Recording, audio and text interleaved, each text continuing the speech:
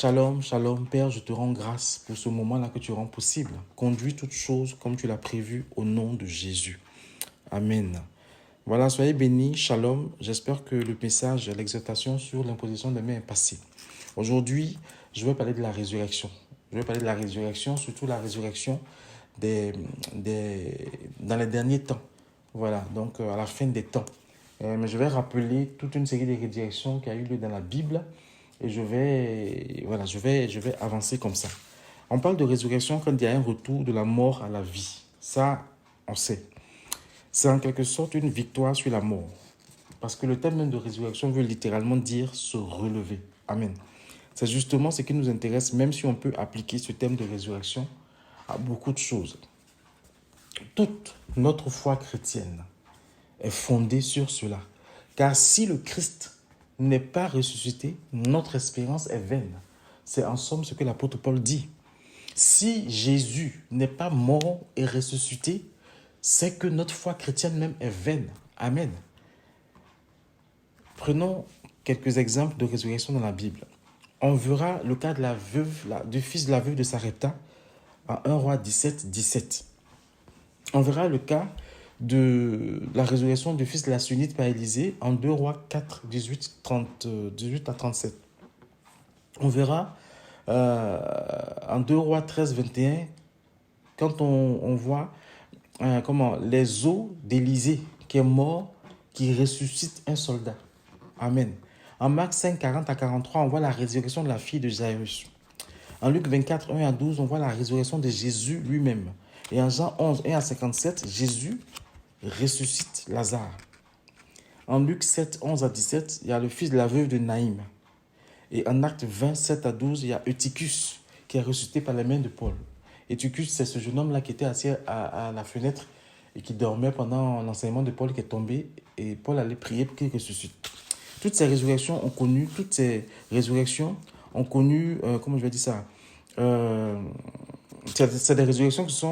qui sont arrivées pour vivre sur la terre. Je vais dire comment je vais expliquer ça. C'est des gens qui sont morts et qui ont été ressuscités pour vivre sur la terre. C'est des gens qui sont morts et qui ont été ressuscités pour rester sur la terre. C'est-à-dire qu'ils sont morts et Dieu a permis qu'ils puissent revenir à la vie pour continuer de vivre sur la terre. Amen. Et quand on lit Daniel 12, 2, Job 19, 25 à 27, Ézéchiel 37, 10, Osée 13, 14, on parle de la résurrection des fins des temps. Et en l'occurrence, c'est un peu sur ça que j'aimerais un peu m'attarder.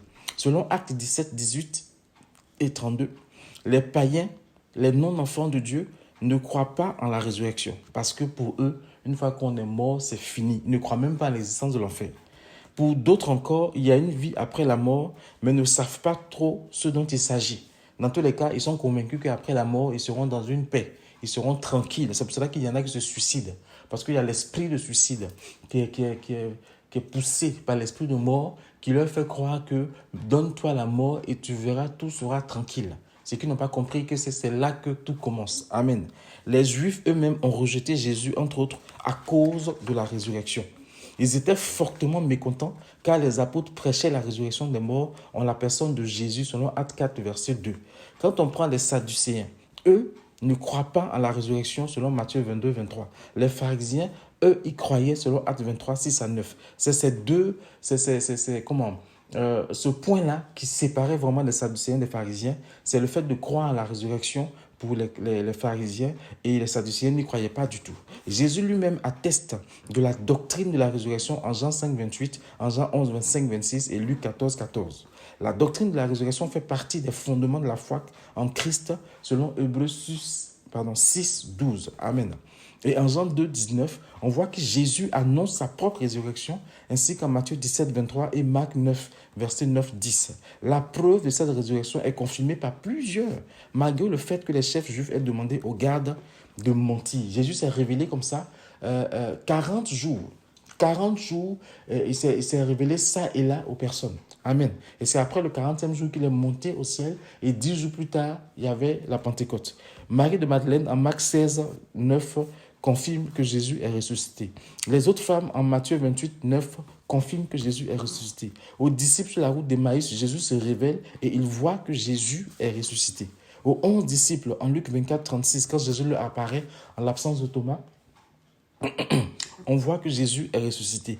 À Pierre en 1 Corinthiens 15, 5 et à Saul de Tarse en Acte 9, 5. Donc, toutes ces personnes-là ont pu approuver que Jésus, qui était mort, est ressuscité. Et la preuve, la tombe même était vide. Amen. La résurrection de Jésus est un fait établi. C'est un fait établi, même si aujourd'hui, dans certaines chaînes, surtout aussi en France, on essaie de montrer que Jésus n'a même pas existé. On veut discréditer la thèse même de son existence. Mais tout ça là, c'est des subterfuges du diable pour détourner le monde davantage de Dieu et pour perturber les chrétiens. Restons vigilants. Amen. Beaucoup de monde ont cherché à démontrer que Jésus, il était là, il était mort, mais il n'est pas ressuscité. Voire, comme je l'ai dit, qu'il n'a pas existé. Mais ceux qui pensent qu'il a existé et qui veulent nous faire croire qu'il n'est pas ressuscité sont nombreux. Si dans les mois, les années qui viennent, on entend dire qu'on a trouvé le corps de Jésus, soyez pas choqués. Tout ça est fait exprès pour perturber les chrétiens, pour que les chrétiens soient découragés dans leur marche. Satan est en train de tout faire pour laisser croire que Jésus n'a jamais existé. Il faut qu'on soit vigilant. Jésus, par cette résurrection, montre plus que jamais qu'il est le Fils de Dieu. Il est ressuscité pour être notre justification selon Hébreux 7, 25. C'est pour cela que je dis que si Jésus n'est pas ressuscité, notre prédication est vaine. Notre vie chrétienne est vaine. Notre marche chrétienne est vaine. Amen. Jésus est le modèle parfait en ce qui concerne la prière d'intercession. Il se tient devant le Père pour nous. Et il peut le faire parce qu'il est ressuscité. Il est venu, il a vu notre condition, il est ressuscité, il nous a lavé par son sang et il est auprès du Père et il continue de prier pour nous, il continue d'intercéder pour nous. Amen.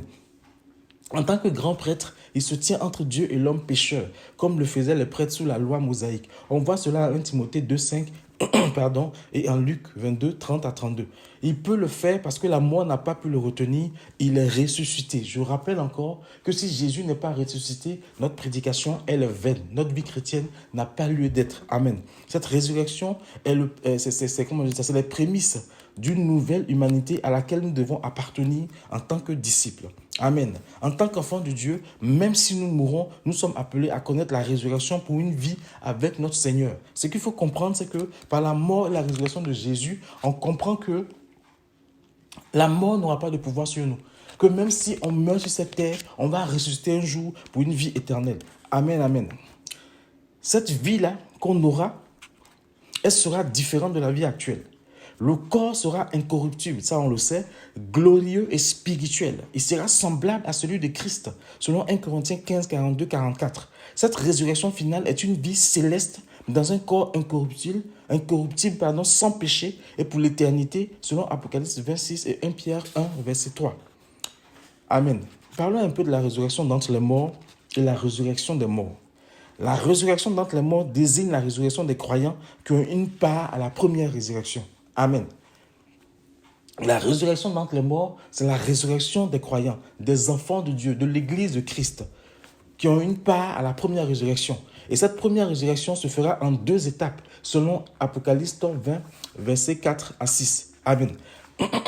La première étape, c'est que quand Jésus va venir, au moment où la trompette va sonner, qui va enlever l'église, la Bible dit que les morts en Christ vont ressusciter en premier. Et ceux qui sont là, qui sont sur la terre, croyants, chrétiens, vont monter aussi avec eux. Ça, c'est la première étape de la première résurrection. La deuxième étape de la première résurrection, c'est que quand tout ça va venir et qu'on va venir régner pour le millénium, ceux qui ont été persécutés, ceux qui sont morts pendant la persécution, pendant la grande tribulation, ceux qui n'ont pas voulu suivre la bête, ceux qui n'ont pas voulu faire les choses de ce monde, qui ont été tués à cause de Jésus, vont aussi ressusciter pour régner pendant 1000 ans. C'est pour cela qu'on dit que la résurrection d'entre les morts va se faire en 2 étapes. L'enlèvement de l'Église qui va se faire avec la résurrection des morts en Christ.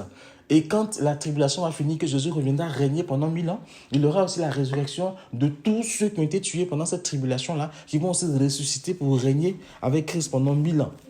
J'espère qu'on suit un peu. Si on ne comprend pas, n'hésitons pas à poser des questions. La résurrection des morts, par contre, désigne la résurrection de tous les morts après le millénium pour comparaître au jugement dernier. Amen. Après le millénium, la Bible dit que Satan sera délié, n'est-ce pas? Et après tout ça là, viendra la fin. Après tout ça, viendra la fin. Amen. Et après ça, il y aura ce qu'on appelle le jugement dernier. Là, c'est tous les morts, non-croyants, tout, qui vont ressusciter pour comparaître maintenant pour le jugement dernier. Amen. Quand se fera cette résurrection? Je pense que le jugement dernier même, enfin, la fin des temps même, c'est quelque chose qui fait encore débat dans l'Église. La grande tribulation va durer 7 ans, ça va durer 3 ans et demi, tout ça là. Bon, je pense que le plus important, c'est d'être prêt quand cela va arriver. Pour les chrétiens, ça sera à l'avènement du Christ, selon 1 Corinthiens 15, 23. Quand Christ revient, les chrétiens vont ressusciter au moment de l'enlèvement de l'Église, selon 1 Corinthiens 15, 32. Au dernier jour, selon Jean 6, 39. Tous ceux qui subiront la tribulation et qui mourront à cause de Christ seront aussi ressuscités au retour pour le millénium, comme je l'expliquais plus haut.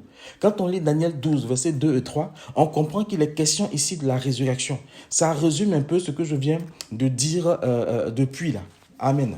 Tout d'abord, il y aura la résurrection des morts à Mashiach, lors du retour de Yeshua à Mashiach, pour enlever son église, selon 1 Thessaloniciens 4, 13 à 17. Ensuite, il y aura celle de tous les saints ayant vécu avant Yeshua à Mashiach et toutes les personnes converties au Mashiach et mises à mort pendant la grande tribulation, selon Apocalypse 19, 20.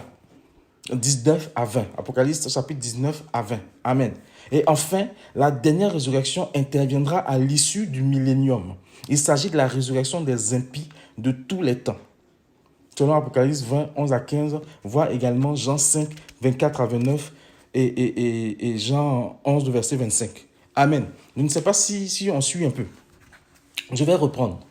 La résurrection, là, pour les chrétiens, ça sera l'avènement du Christ, selon 1 Corinthiens 15, 23. Selon 1 Corinthiens 15, 32, ça sera au moment de l'enlèvement.